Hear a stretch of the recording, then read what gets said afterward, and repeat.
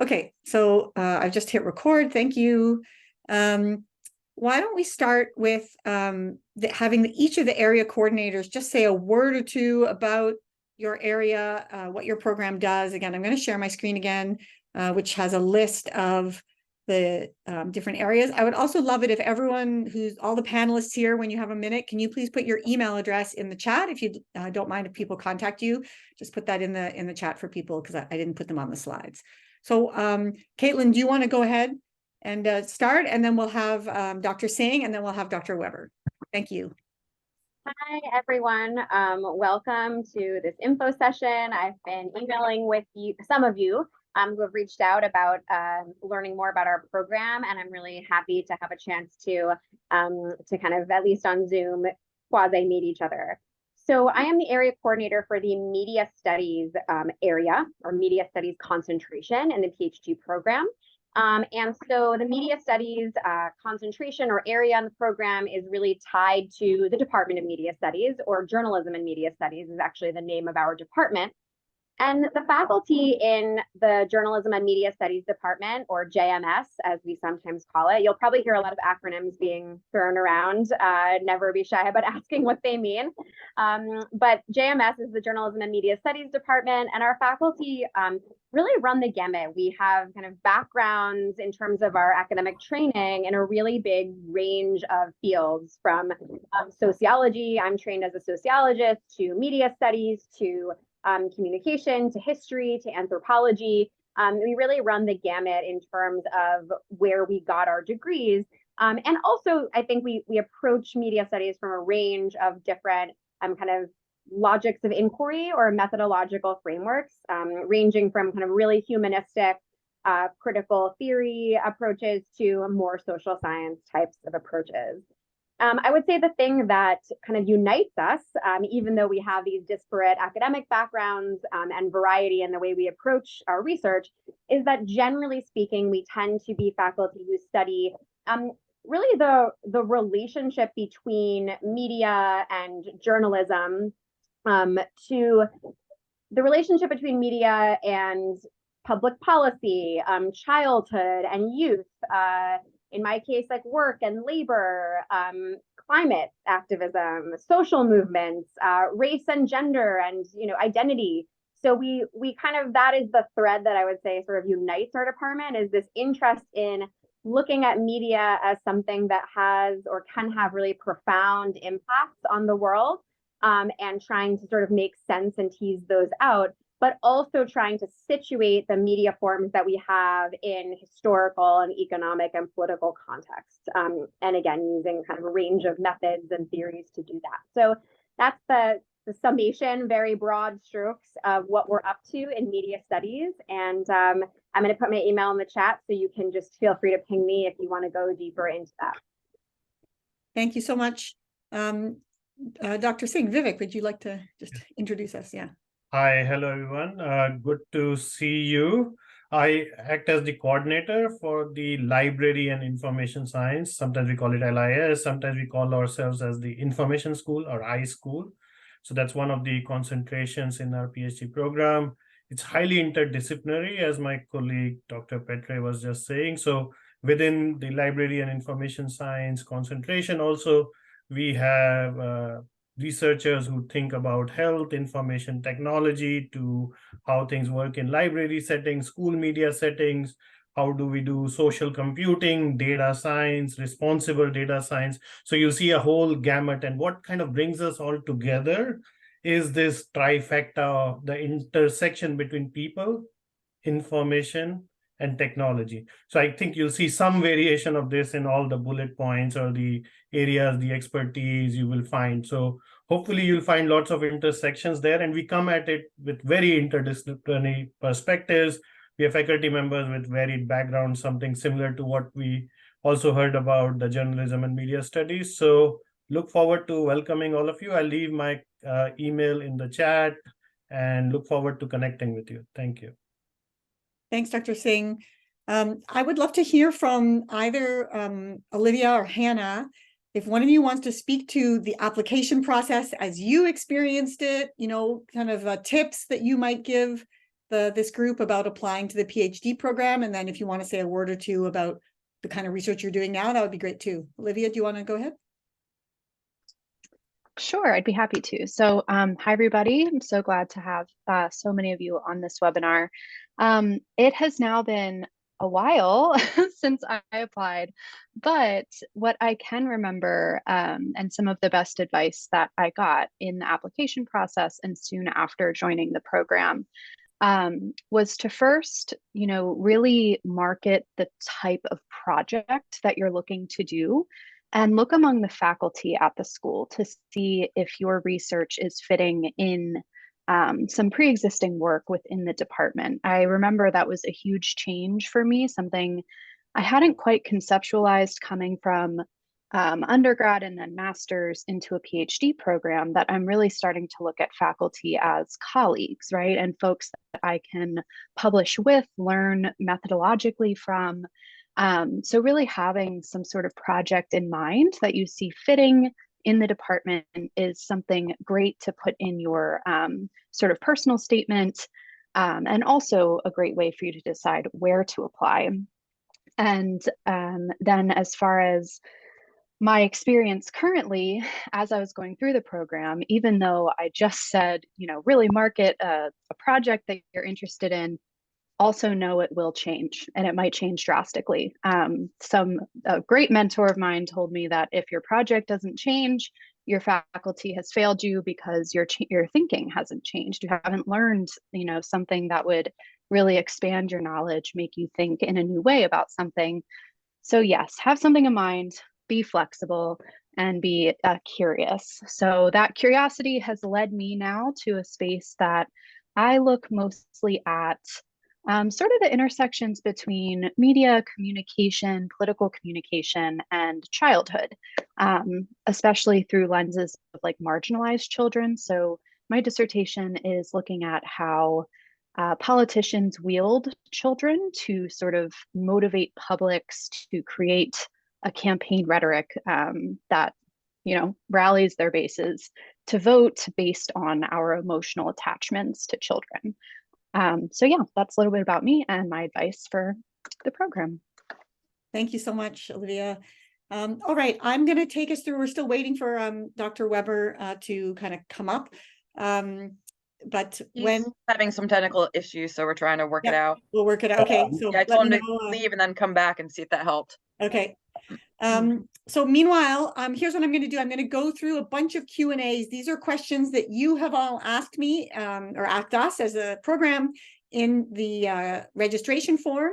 So I'm going to take us through, and I have a feeling it's going to answer a lot of the questions you have, including the two that are currently in the Q&A. So we'll go through them now. So one question we get a lot is about what happens if my proposed research interests cut across more than one program area? Can I choose faculty from two program areas with one application?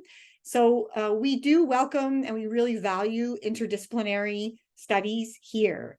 That said, we do, in fact, when we accept students, we accept them into one of the three areas. So on your application, you will have to rank your preference order of which area you'd like to be in. And the faculty in that area are the faculty who will review your application. Of course, as it says here, once you're accepted into the program, then you have a lot of latitude to take courses across the three areas, to work with faculty across the three areas, and even have faculty from across the three areas on your dissertation committee and helping you with your research. How important is it to have a potential advisor before applying?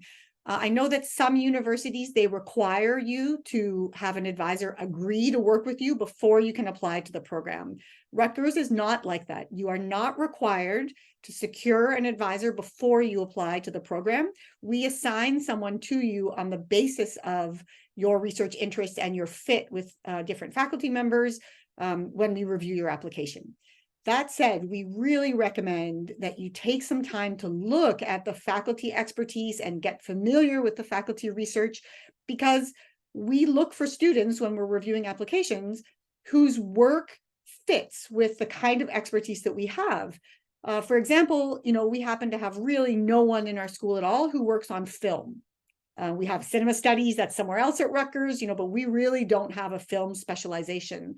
So if your strong interest is in film studies, you're probably not going to be accepted to our program simply because we don't have the expertise to supervise you.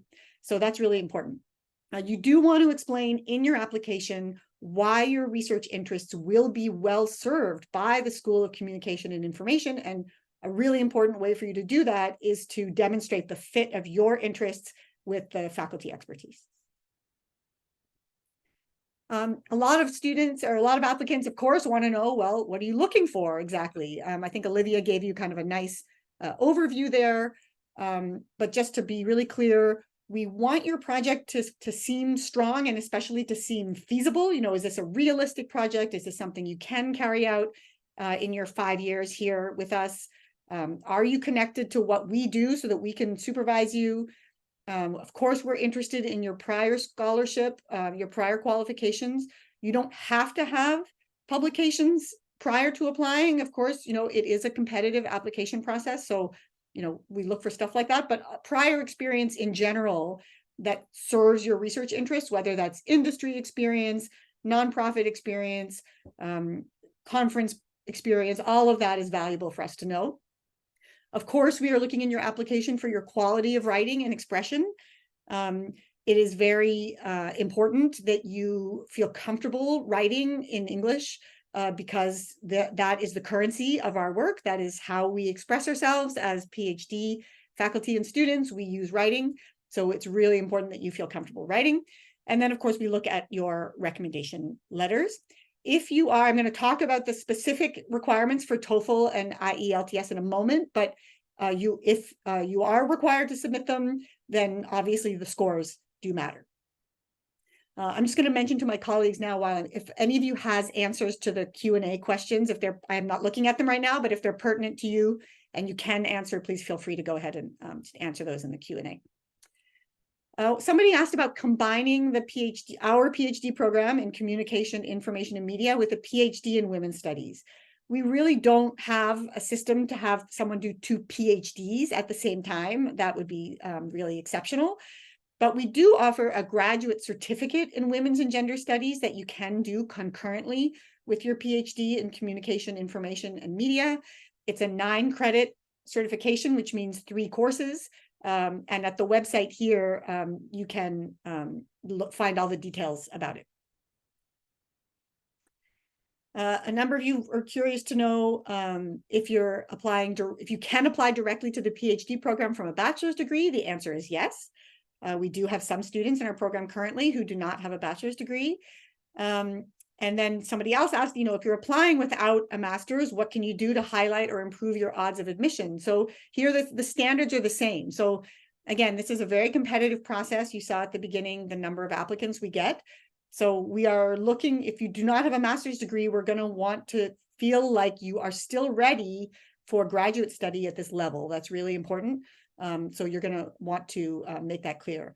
You also will have, if you're accepted without a bachelor's degree, you will have an extra semester of coursework to take because you're going to have a lot of catching up to do. Students who come in with a master's degree can get transfer credits for their master's. And of course, with a bachelor's degree, you won't be in that status. My colleagues are telling me that Dr. Weber is here. So I'm going to just stop sharing for a minute so I can see him here. And yeah, Dr. Weber, do you want to just come on in and tell us a little bit about the communication program? I was going to say, I've been here the entire time, but there was some kind of issue with the way I was set up as host. I wasn't able to turn my camera on, but it's good to be here. Good to see everybody. I'm Matt Weber. I'm an associate professor of communication. I'm the area coordinator for the communications program. I apologize if there's background noise. I'm actually sitting in the airport in Cleveland on my way home to Rutgers, but wanted to be here to join you all. The communication program, much like the areas in LIS and media studies, is incredibly interdisciplinary. We have focal areas in communication technology, computational social science, health communication, interpersonal and family communication, language and social interaction, and organizational communication. And we stretch across methodologies from computational and data science work to qualitative methods. You'll find a really robust mix. I'll leave my email, my contact information in the chat. And if you have questions about the program, please feel free to reach out to me. I know I've talked to a number of you already, and I look forward to talking to more of you. Thank you so much. Hannah, I see you're there too. I lost you for a second, but you're back. I wonder, Olivia already said a word or two about, tips for applying to the program and then also her experience in the program. Do you want to say a couple things about that yourself, just to give another point of view? Sure. I mean, what Olivia said was perfect. I think maybe just to add on to that is be honest in your application also. Obviously, I'm a student and don't look at the applications, but from what I've heard from professors, I think it's pretty obvious to them when you're trying to maybe argue for a fit that doesn't really exist. So you're talking about research that you're maybe not really interested in. So I think that's my biggest tip, is just be honest about what you want to do. And if it's a fit, it's a fit. And if it's not, it's okay. As far as the program, I mean, I think it's a very collaborative program. Everyone here gets along really well. We're all very supportive of each other, and there's a lot of interdisciplinary crossover. People are very welcome to new ideas and new thoughts. So I think to embrace that and embrace that you have the potential to come into a program that where you're going to be working with people that you've never worked with before. I've never worked with anyone in LAS prior to the program, and now I've learned so much about it, and it's informed my own research and my own scholarship in a way that I wouldn't have had it in other programs. So I think just being open to all the opportunities that are present here is probably my best tip. Yes, that is a great tip, because it's really important to get involved. It's one way that you manage to kind of meet people, feel comfortable in the program, gain the kinds of skills that you need to succeed here. All right, I'm going to go back to the slides here. So we're going to move to the next question. What is the likelihood of someone being admitted to the program if their bachelor's and or their master's degrees are in a different field than communication, media, or information? So again, we are very into interdisciplinarity, and we really welcome applications from students with different backgrounds. Again, whether that's a professional background or an academic background. But again, your application will need to make the case for why you are interested in going into a communication, information, and media studies PhD. So you will have to help us bridge. If your background is in English, if your background is in engineering, we want to understand, why are you interested in us? What do you want to do here? That's really, really important. Financial aid. Okay, so I have a few Q&As here on financial aid. I know this is obviously very important for people. The first thing to know is all applicants, everyone who applies, domestic or international, who is applying to be a full-time student, is automatically considered for funding. There is nothing more you need to do beyond submit your application. We have a limited number of funding packages. As you can see here, there are 4 students per area who come in with this funding package. And by the way, media studies will only accept funded students. Both the communication and LIS areas will sometimes accept unfunded students, but that's, I might ask some of our panelists here at some point to speak to that, because it can be very challenging to do that if you don't have an external source of funding. So you can see, there's pros and cons. If you are accepted to the program with a funding package, we will be providing, as of fall 2024, 5 years of funding. And each of those 5 years of support will include a salary or stipend, tuition remission and fee remission, and health insurance. Almost all of those students for those full 5 years will be simultaneously appointed as a teaching assistant, graduate assistant, or in a few cases as a fellow during their years of funding. So that will be expected of you as part of your funding package. We do also have small stipends for students to take courses over the summer, but most of our doctoral courses are taught during the fall or spring semesters. So that's from September to December and from January through May. So we offer, actually, I think almost no doctoral courses in the summer, with a couple of little exceptions. We do also have some graduate student housing. Some of our students do stay in housing, and if you want to speak to some students who are currently in graduate student housing, we can put you in touch with them, but the housing is not covered by your funding. It is a separate cost. International students, a number of you have asked about uploading unofficial transcripts and then providing the official transcript once you are admitted. We really prefer that you upload the official document because we just don't want to have any misunderstanding or miscommunication about the status of your transcript or the status of your performance in the program. So it's strongly recommended that you upload official documents.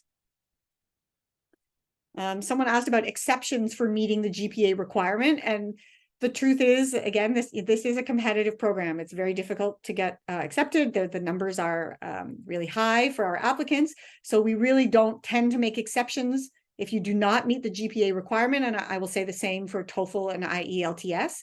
I will provide the scores in a moment, and they're also on our website. It is really important that you meet these grade and English language requirements, and it's really for your benefit. It's, you know, you want to feel like you arrive here prepared for success in this program. And if you're struggling with grades, struggling with language acquisition, that can just really become a major challenge for you.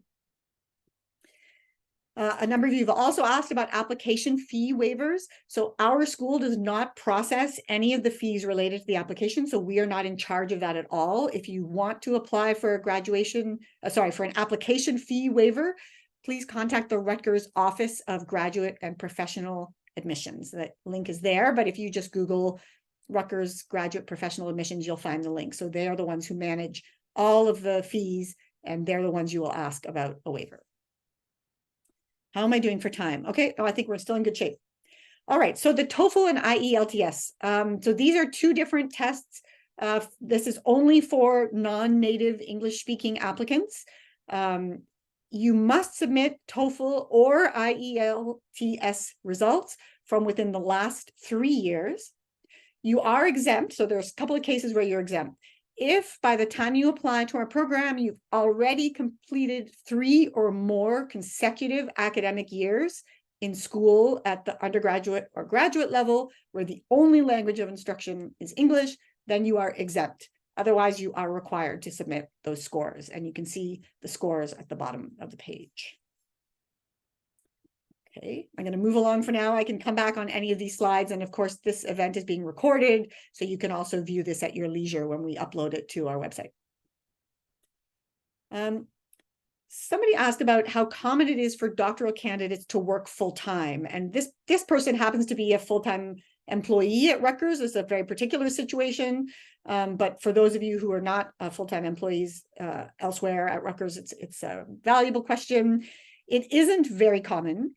Partly just because it's very difficult to have a full-time job and to be a student here. The only full-time employees who are currently in our program are part-time in the program. So they're part-time PhD students and full-time employees at Rutgers. And that first thing to know about that is that you will not receive funding if you are a part-time student, and no one who is a part-time student receives funding from the program. You're not eligible for our funding packages if you are part-time. And again, as I note here, the Media Studies program does not accept part-time students, only COM and LIS. But it does happen, and it's mainly, we've mostly had people who are in library studies or who are working librarians. That's the primary group we have who are part-time.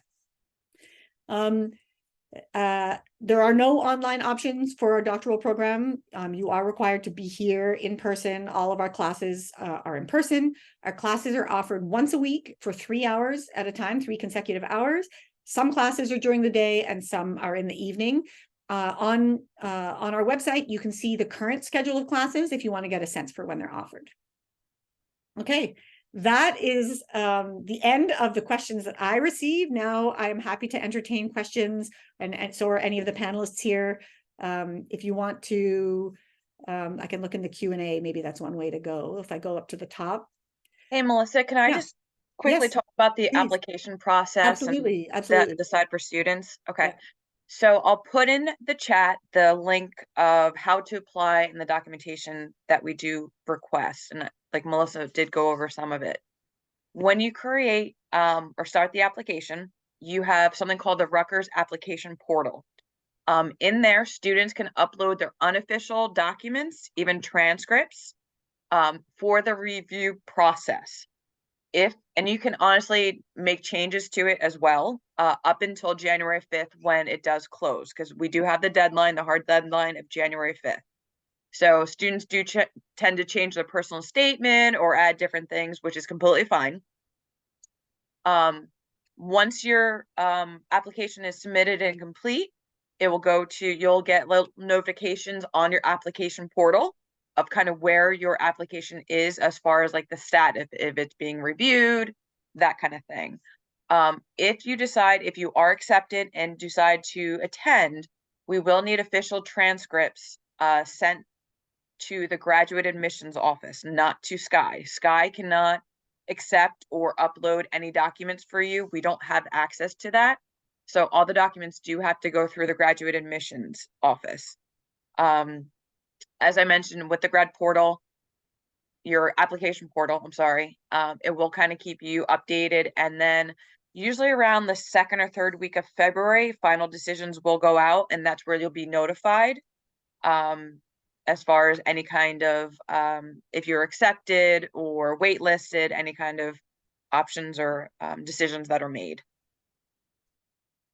Thanks, Janelle. That's really helpful. I just answered one question in the chat, in the Q&A, but I'll go through and answer some of the other questions here live. So one person asked, can I mention how many applicants were given offers last year? So we, as I said, here, I think, yes, I'll find it here. We offered 4 funded positions to each, to students in each of the 3 areas. So 12 offers were made for funding. And then the communication and library and information science areas each offered somewhere between 2 and 3 additional unfunded spots or externally funded spots. We do sometimes also have students who come to us with their own external funding secured, for example, with a Fulbright scholarship or with funding from their government. And if those students meet the criteria for acceptance, the academic and intellectual criteria, then sometimes we have those students as well. The question, another question is how many credits can be transferred if you have a master's degree? Depending on which of the 3 areas you're in, you can transfer between 24 and 27 credits. Which works out to somewhere between 8 and 9 courses from your master's degree. We do, you do have to apply for them in the sense that we have to make sure that the course is roughly an equivalent of what we would expect to see here, but we're not usually that picky about it, as long as the course is recognizable to us as of a certain academic level. That's how many that you can transfer. Let's see here.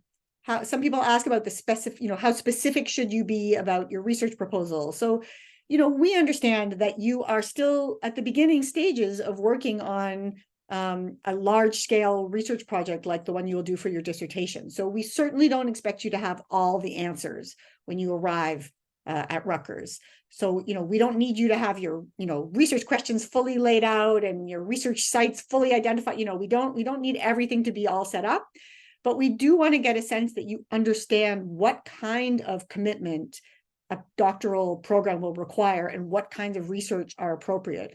That's one reason we really recommend, there's a link on our website to look at previous dissertations from graduate students in our program.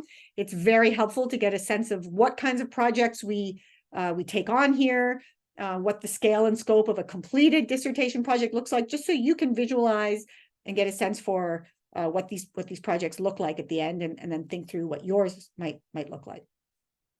I see a question about from Matthew, whether the department has an area in rhetoric. No, we do not. We really don't have rhetoric or speech in this school. I have a question about, yes, an applicant that does not have the required GPA will not be considered for admission. It's not like we automatically, throw out your application. It's just that if we get 80 applications for a program and 78 of them have very high GPAs, you're just not going to be competitive in the pool. It's just kind of the reality. If there's a very specific reason you had an issue with your GPA, I would then recommend you speak to that in your cover letter, in your application, your research proposal statement. If there's a very good reason for it, we will certainly consider that reason. So I won't say it's a hard no, but just keep in mind, a lot of people apply to this program, and we really need to make sure that you're going to be able to manage the coursework. The coursework is very demanding. There's a lot of reading, there's a lot of writing, a lot of synthesis and analysis. So yeah, you need to have a really good reason for not meeting the GPA standards.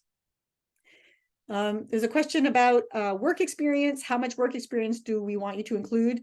Some of you will be coming directly through your bachelor's and master's, and you have very little work experience in this area. Some of you will be having a lot of research and work experience, and maybe you're, you've been out in the job market for a while, and you did your bachelor's or your master's 10 years ago. If the work experience is relevant to the project you want to do, then we do want to hear about it. That's really interesting for us to know. But if it's alternative work experience and it's not relevant to this program, then it's probably less important for you to put that on the application. The question about informing about this, okay, great, Caitlin's addressing that now. The question about submitting a certificate to prove that your previous degree was in English. Yes, you do need to show, we need to be able to see either through your transcript or through some sort of statement from the university that the language of instruction was in English. That does need to be very clear. And you can speak with, I think Jenny Lee's the person to talk to if you're looking for what kinds of certification are acceptable. She can talk you through that. There's a question about English proficiency. If it does not meet the requirements, can I still submit an application? I really do not recommend that you take the time to prepare an application if your English skills are not strong enough, for exactly the same reason as the GPA. It's just going to be too hard for you. You will really not be setting yourself up for success if you try to come into the program and you really don't have the English language skills to be able to do all of the reading, all of the writing that we require. It's a very rigorous program. The question is, do we need to submit a research proposal with the application? And can you please tell us about it? No, the application, well, so to be clear, one of the things you need to submit in the application is your kind of your statement. And that's both a research statement and a kind of personal statement. So here we want to know who you are, right? We were really interested. Who are you? Why do you want to do a PhD? Why do you want to do that PhD at Rutgers? And then we also want to know what your research interests are, and assuming that all kind of fits together, that you can tell us about your profile, tell us about your research interests and why you want to pursue those research interests at the doctoral level and why you want to pursue them here with us in the School of Communication and Information. One person asks, they've been out of academia for a little while, and does that put you at a disadvantage? I really do not think that puts you at a disadvantage. On the contrary, I think it can actually really add to your trajectory, as long as you can explain to us, why are you coming back to do a PhD now? What has motivated you to do that? What have you been doing over that time you haven't been in academia? And does it kind of help you think through? I certainly have, personally, I took a lot of time off before I went back to school and did my PhD. And I worked in industry, and my industry experience was the reason I wanted to go back into school, because I had an experience in industry that had raised a lot of questions for me. And then that's why I brought those questions into the academy to try to answer them. There's a question about writing samples. Here, if you have publications in the academic field or journalistic field, this is the place to showcase them. So anything that's been published, usually that's a very strong writing sample. If you don't have published work, we'd love to see a segment of your master's degree. I don't think we want to necessarily have the entire thing, but you might submit it, and then we'll read the parts that we can get to. But yeah, something that really showcases your agility with the English language, your quality of expression, and if possible, your ability to dissect, analyze, or intellectualize ideas would be, all of those would be great writing samples. The question about how long the writing sample should be, it really varies. We do long writing. That's what we do here in the doctoral program and as faculty members. So, if you have something long to submit to us, that's fine. But if you have something short, but you feel like it really showcases your work, that's okay too. You're certainly not disadvantaged if your writing sample is shorter. The minimum GPA, do you know off the top of your head, Jenny Lee, what the minimum GPA is, or is this something we can look up quickly? I can't quite remember. Sorry. yeah, no problem. So we don't usually have a minimum. Okay. Usually Well, yeah, there is a minimum Yeah. GPA. there is a minimum of 3.0. Uh-huh. Okay, 3.0. But yeah, once again, we do look at things holistically. And like you said, if there's Right. ever a reason that, something happened, we do want to know about that may have affected your GPA.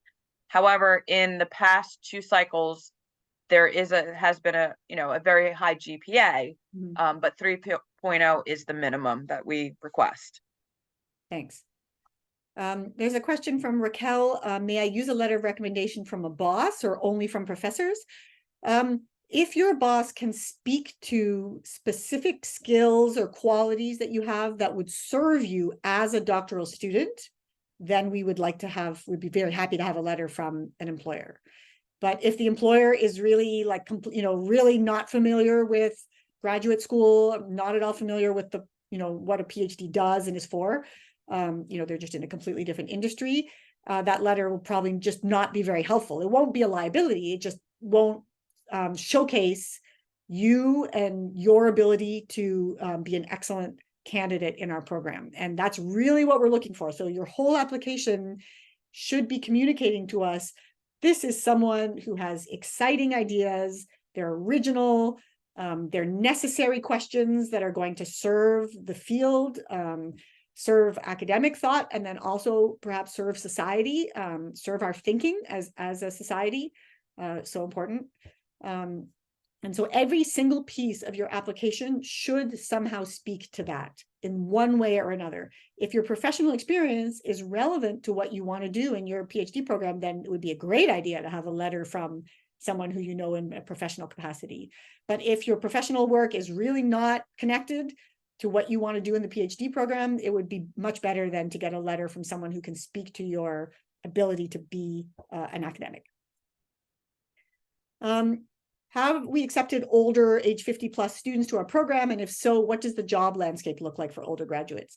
So we do not discriminate on the basis of age. We are open to candidates of all ages in our program.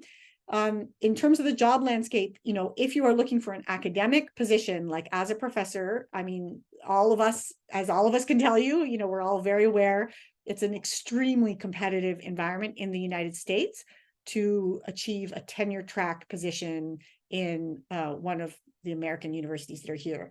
The story changes in different countries, and I can't really speak to all the different cases.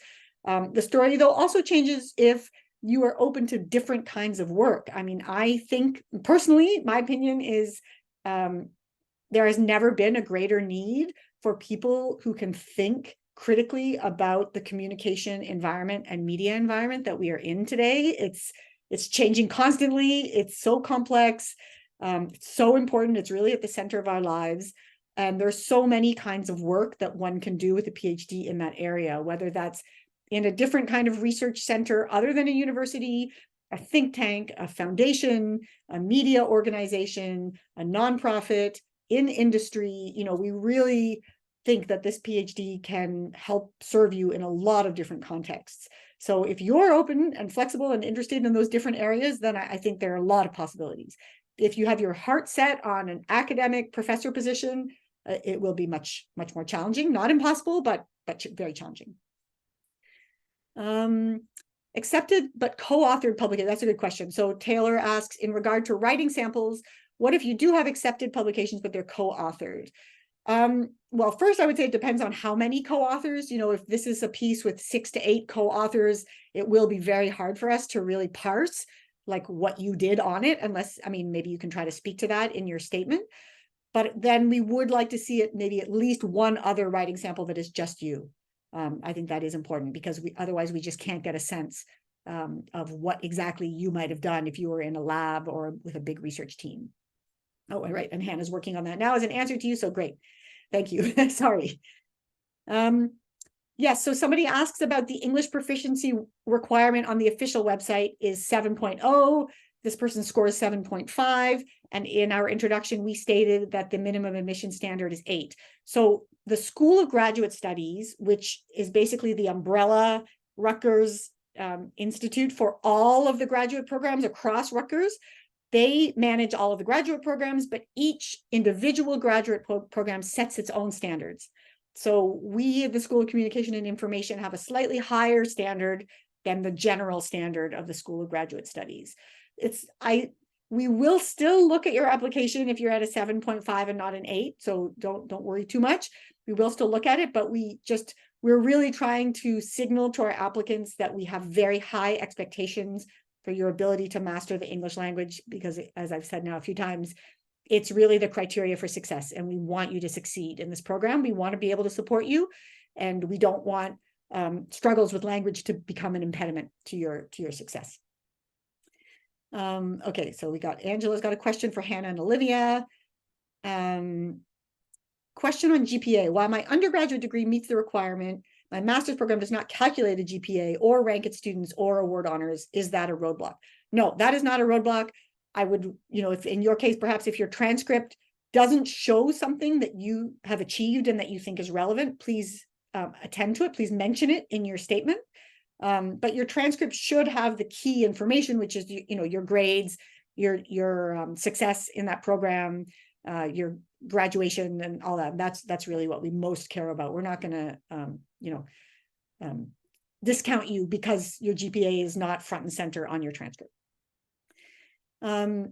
If you plan to submit your application in December, our deadline, by the way, is January 5th. I think Jenny Lee mentioned that, but just January 5th, 2024. We do not accept late applications. Under any circumstances, the portal will close and we will not accept your application after January 5th. So please do attend to that deadline. But this person is asking if they submit their application in December and the transcript doesn't have the final grades from fall 2023, what can you do? You could maybe, contact us when those grades do emerge. So submit your application with the grades that you currently have on your transcript. When your final grades come out, you can always get in touch with Jenny Lee and give her an updated copy. And if it's, if it comes in good time, we'll add it to your portfolio to review it. But again, don't stress too much about that. If your grades aren't out by the time January 5th rolls around, we understand. That's okay. Susanna asks, her IELTS is from 2 years back with a decent score, and now she's completed her master's here in the US in English. Can she still apply with her previous IELTS test score? Yes, I would say you can absolutely do that. And again, mention in your personal statement, in your research statement, that exactly what you just put here in the chat. And that will, of course, then we will have an even stronger understanding that you have only improved in your English capability and since you last wrote your IELTS, so you should be fine there. Grant asks if we have an approximate length in mind for personal statements.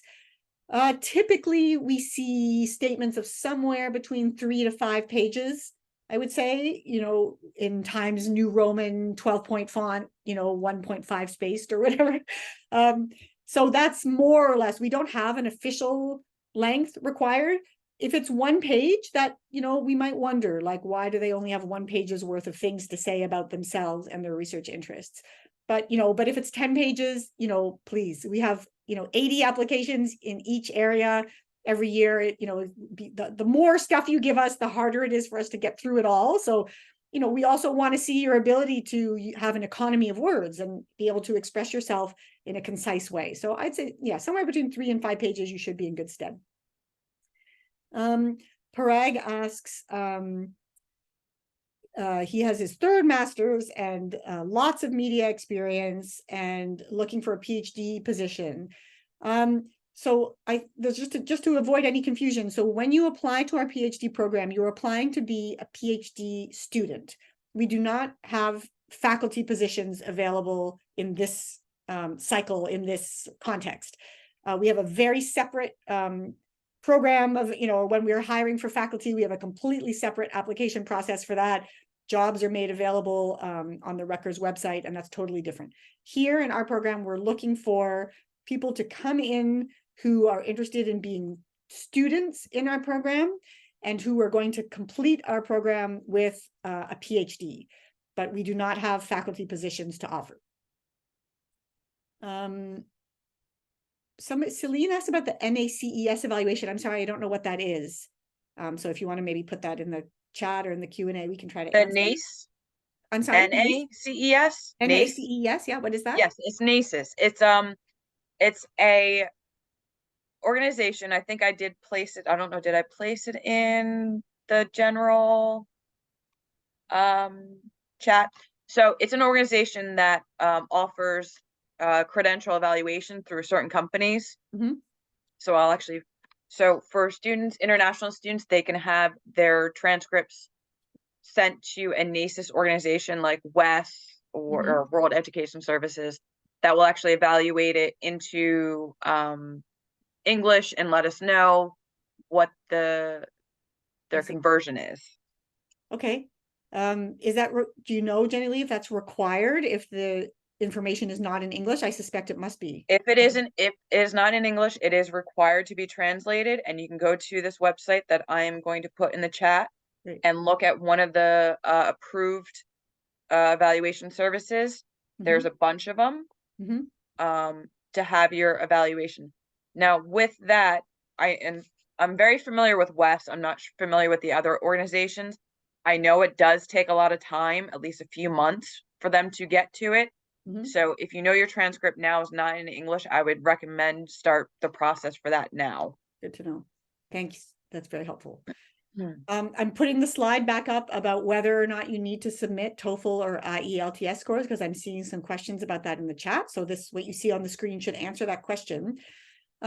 Camille asks if her research interests are interdisciplinary. What are the main distinctions between journalism and media studies and communication? So we did talk about that at the beginning, but I would refer you to I'm going to leave the TOEFL slide up for a minute, but I'm going to come back in another minute to the 3 areas.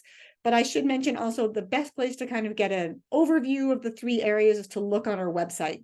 On our website, we have a description of each of the 3 areas of media studies, communication studies, and library and information studies. To reiterate something I said at the top of the hour, we are asking students to apply to one of those areas, or at least you rank your preferences. I think you pick your first choice and then your second choice area to be considered for. Your application will be reviewed by faculty in the area that you choose, that you rank first. So think carefully, take the time to look at faculty research interests and accomplishments, become familiar with their work, because they are the ones who are going to be evaluating your application. And they're really going to be looking for a fit between what you want to do and what they do. And the reason is not just, that it's helpful for us to work with you as, say, research assistants, but it's also that we want to supervise students where we can give them the greatest chance of success. And if the interests that you have are not interests that we do as faculty in the program, we can't supervise you very well, because we won't be able to give you the best advice. We won't be able to work with you as closely because we just won't be as familiar with your area of study. So do keep that in mind. Sometimes we don't accept applicants simply because their research area is just not something that we do well here in the school. We don't do everything. We do a lot of things. We have 74 faculty in the school, but we don't do everything. So it's really worth your time to identify doctoral programs wherever you want to apply that suit the kind of research that you want to do. That's really, really important. Let's see. Somebody asks, while I'm in touch with one professor from the department and the research group of my interest, should I reach out to more faculty members, as the decision would be made by a committee? If it's relevant. The answer is really just, if you're interested in health communication, for example, we have quite a few faculty here in the school that work on health communication from different angles, different approaches. And if there's a couple that fit you and you want to make connections with them, it's always recommended. It is a really, really important strategy to do your homework, go through the website with a fine-toothed comb, identify faculty who might be willing to supervise you, and or otherwise just work with you, not necessarily supervise, and get in touch with them. To that end, I actually want to repeat something I said at the beginning because it's really important. Some universities, I think, especially in Europe and in some of the Americas, they want you to have an advisor before you apply. So some schools elsewhere, not at Rutgers, they ask you to get in touch, and you have to have an advisor say, yes, I will supervise you before you apply. We do not work that way. You are not required to identify an advisor.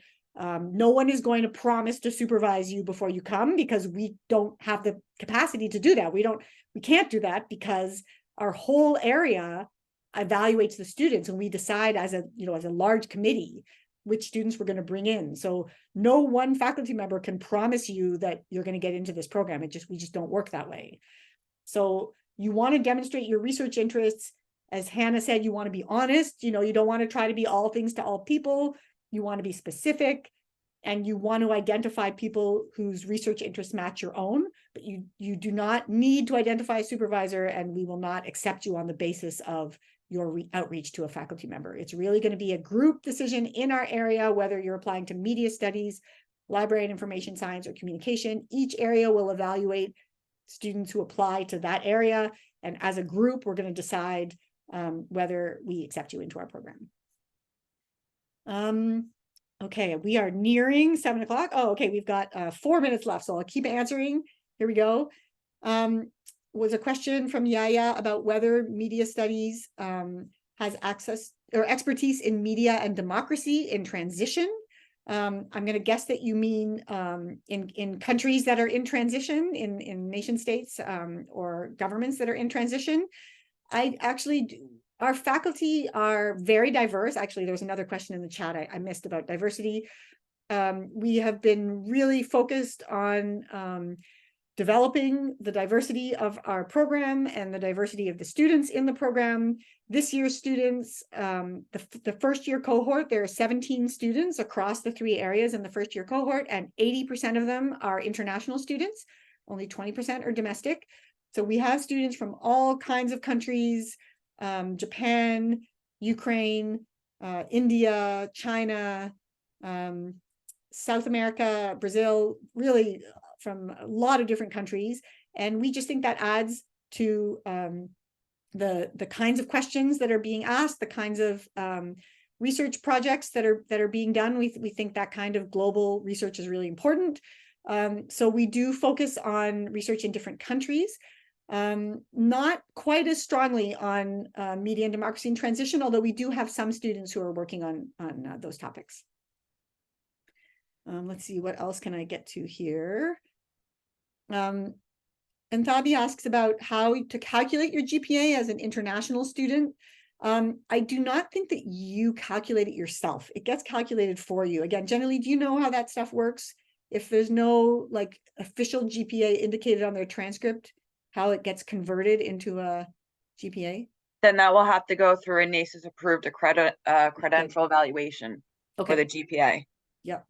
Because they'll be able to convert, their score, that country scores, into US metrics. Right.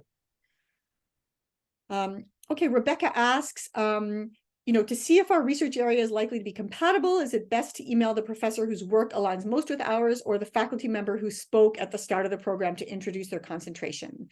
I think it's a good idea to reach out to the area coordinator, actually. So once again, just to give you the names, those people, I'll put that back to the first slide here. Lots of slides. So yeah, so if you reach out, if you're interested in communication studies, I do think it's a great idea to reach out to Dr. Matt Weber. If you don't see his email in the chat, you'll find it online, or you can always get in touch with myself or Jenny Lee and get those emails, but it's easy to find online. Reach out to the area coordinator for communication studies. If you're interested in media studies, reach out to Dr. Petrie. If you're interested in library and information science, reach out to Dr. Singh. They can route your question. So, if you have a question that's about a specific type of research, they can help route your question to the right professor for that. But if you also have just questions about what that area does and whether your research is a good fit, these are definitely the first line. I would highly recommend getting in touch with them. All right. Let's see, one last one. Let's see here. People are answering in the chat. Thank you, everybody, for jumping in on the chat and answering questions. What did I miss? Okay, I think we're actually in pretty good shape. Amazing. All right, so I think I'm going to close it here. I want to thank everyone for coming. I know that was a very fast hour, and you may still have more questions. Everyone's email that you I'm see sorry, now or in the Melissa. chat. Yeah, I'm go sorry. ahead. Quickly, I don't know if anybody needs to go. There was a question if Olivia or Hannah can briefly kind of talk about being a student and what it's like. Yep. I don't know if they have there's Yeah. time crunch. Why don't we have that, why don't we have that person email Olivia and Hannah and they can sort of talk about it? Because then they can ask more specifically about what they Okay. mean when they say what it's like. That That's works. such a broad question. Yeah. So please do, don't hesitate to reach out to us. We are here for you. We're really looking forward to reading your applications. And we're very excited to see what kinds of great ideas you're all working on. Once again, the deadline to apply is the 5th of January, 2024. And yeah, we are so happy that you took the time to be with us for this hour. We're going to post this recording on the website. I think we'll see if Jenny Lee can maybe email you all with a link to the recording once it's posted, so you can review it and make sure you've gotten all the answers you need to your questions. Thanks again. I'm going to close it here. Bye, everyone.